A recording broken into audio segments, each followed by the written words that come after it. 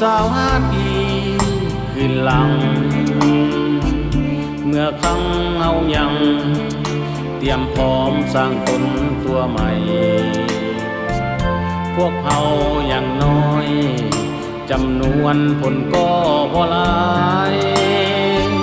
แต่ยังพร้อมใจผ่านพาบุกหน้าบ่ถอยคือวันที่เฮาเฝ้าคอยกันมาวันนี้ละนะ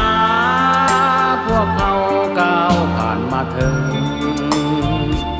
อุทิศตนสร้าง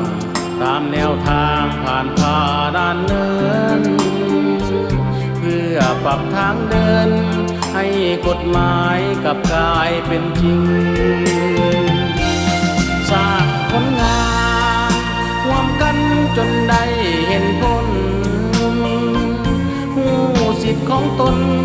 คือกวดกาตามสิทธิหน้าที่กวดกาองค์การสืบสวนสอบสวนที่มี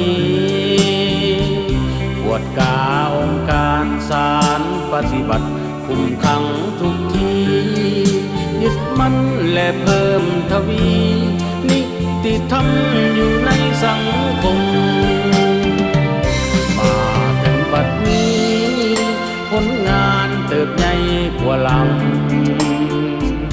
อีกทั้งเฮายัง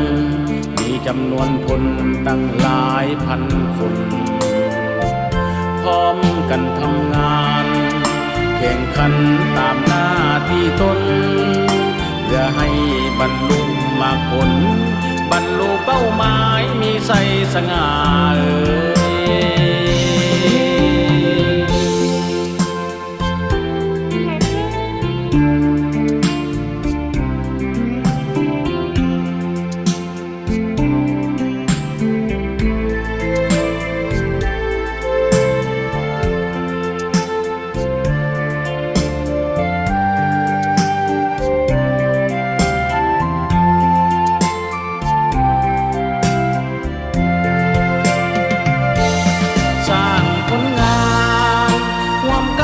จนได้เห็นผล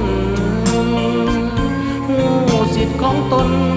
คือกวดกาตามสิทธิหน้าที่กวดกาองค์การสืบสวนสอบสวนที่มี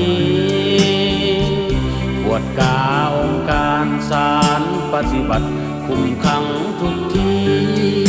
ยึดมั่นและเพิ่มทวีนิติธรรมอยู่ในสังคมมาถึงบัดนี้ผลงานเติบใหญ่กว่าหลัง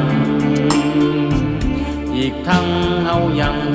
มีจำนวนคนตั้งหลายพันคนพร้อมกันทำงานแข่งขันตามหน้าที่ตน